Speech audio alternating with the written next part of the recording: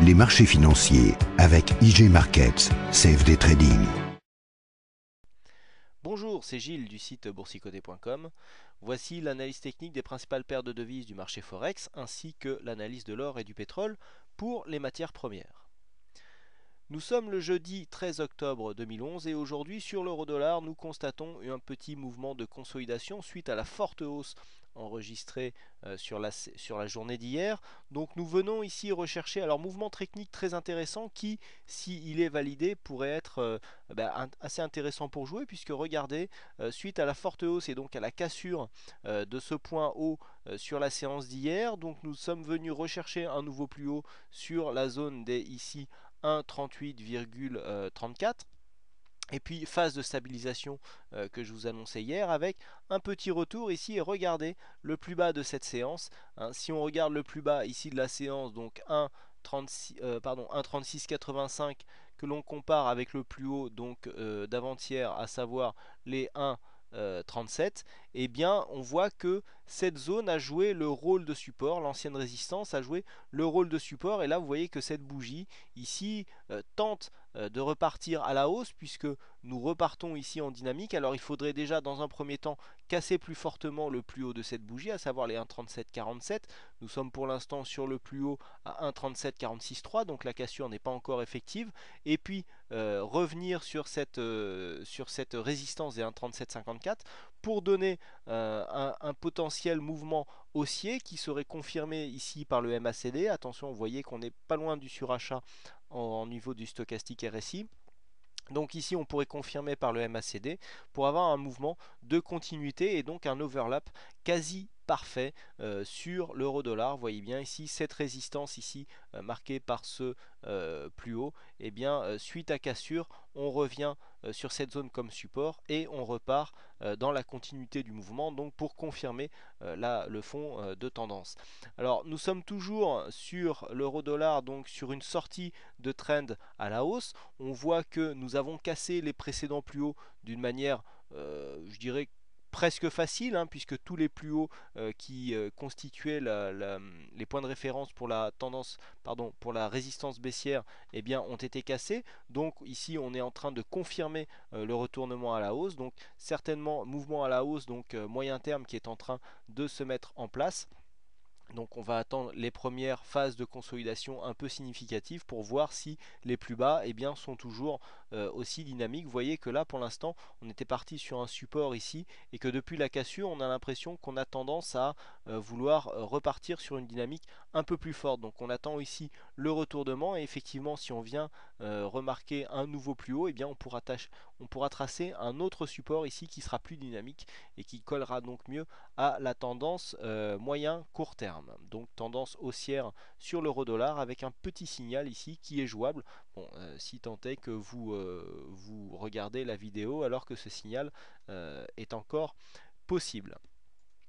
On passe tout de suite au câble, donc paire livre sterling contre dollar américain avec une situation technique quasi similaire puisque regardez suite à cette cassure ici, alors mouvement très particulier, hein, je vous l'indiquais hier, donc cassure ici d'un mouvement baissier, on vient donc on casse ici, on revient chercher l'ancienne résistance comme support, on casse, on vient rechercher cette résistance baissière comme un support, on revient ici. Alors vous voyez qu'on a un double mouvement ici, hein. Je vous avais indiqué ici le mouvement avec lequel on revenait donc confirmer la cassure haussière de cette résistance baissière, mais on confirme aussi la cassure baissière de ce support haussier ici, hein, que nous avons, puisque nous cassons ici, nous revenons chercher cette zone comme une résistance et là on est en train de s'écarter.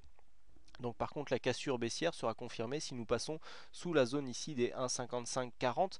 Donc on en est encore loin. Pour l'instant on a plus l'impression que les cours ici sont revenus chercher une zone de support pour repartir à la hausse, hein, puisque nous avons ici la formation possible d'un overlap entre 1,57 et 1,5730.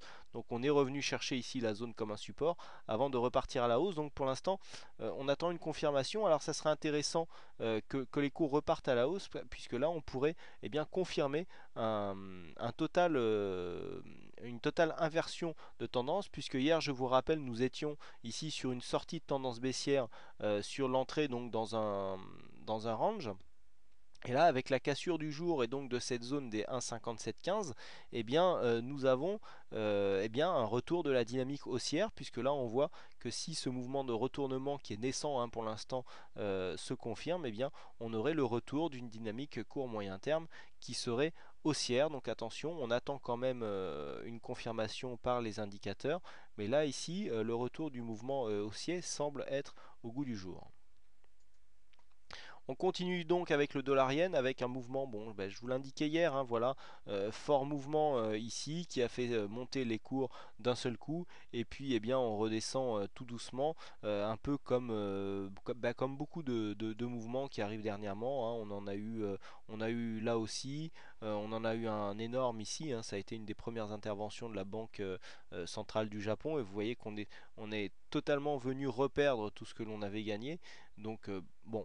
Là ici un mouvement quasi similaire, donc bah, toujours très peu de mouvements significatifs à mon sens donc sur le dollar yen, mais bah voilà, on revient donc dans des zones de cotation bah, maintenant que l'on a l'habitude de connaître, hein, puisque le dollar yen bah, ne bouge plus depuis maintenant un bon moment, donc on revient osciller ici aux alentours de la zone des 76,80.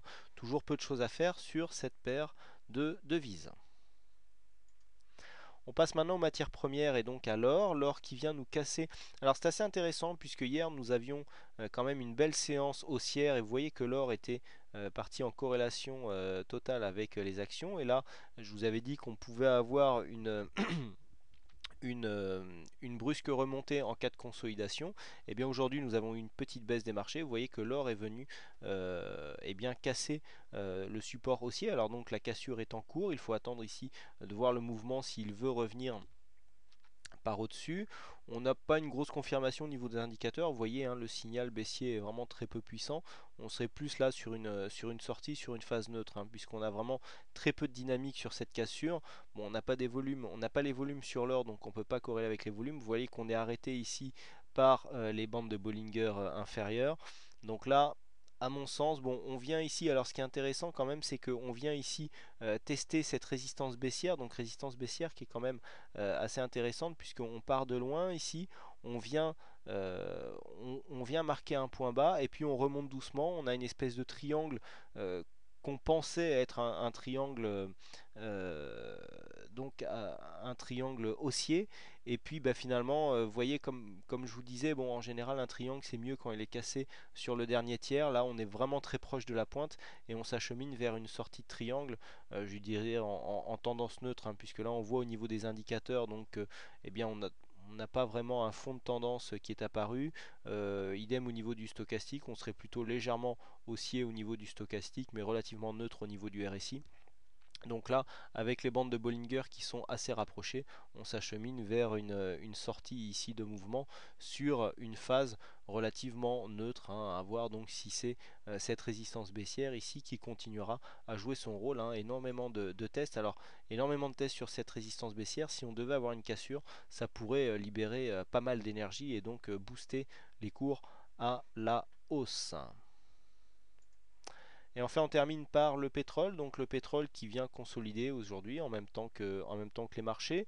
Donc c'est assez intéressant. Nous avons ici sur le fond de mouvement un mouvement baissier donc cassé par ce support ici. Vous voyez encore une fois le support haussier qui sert donc à provoquer la cassure, qui est cassé donc à la baisse. On revient chercher en résistance, on s'éloigne et là on commence à redescendre, hein.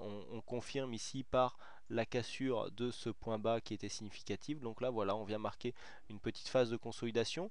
Alors le signal il a quand même une dynamique intéressante puisqu'on part ici de la zone de surachat. On a eu un petit retournement qui a mis du temps à se mettre en place au niveau du MACD, hein, puisque vous voyez on était sur une phase de retournement ici. Alors vous voyez le faux signal ici qui avait été lancé, hein, je le dis souvent, l'indicateur parfait à mon sens n'existe pas. Il faut faire attention lorsque on les utilise. Mais là, on voit que le retournement est en train de se mettre en place avec un resserrement des bandes de Bollinger qui nous indique la fin de la dynamique haussière à laquelle nous avons assisté ici. Donc phase de consolidation qui est en train de se mettre en place. On pourrait facilement revenir rejoindre la zone des 81,80$ le baril. Donc dynamique baissière qui est ici indiquée par les indicateurs, hein, que ce soit les oscillateurs ou le MACD. Donc nous sommes en train d'entrer là, nous sommes en train d'aller dans une phase de consolidation. Voilà ce que l'on peut dire donc sur ces principales analyses techniques, forex et matières premières. Merci encore une fois à toutes et à tous pour votre attention et pour vos nombreuses visites sur cette analyse vidéo. Il ne me reste plus qu'à vous souhaiter à toutes et à tous une bonne soirée, bonne chance dans vos trades et je vous donne rendez-vous dès demain pour de prochaines. Les marchés financiers avec IG Markets, CFD Trading.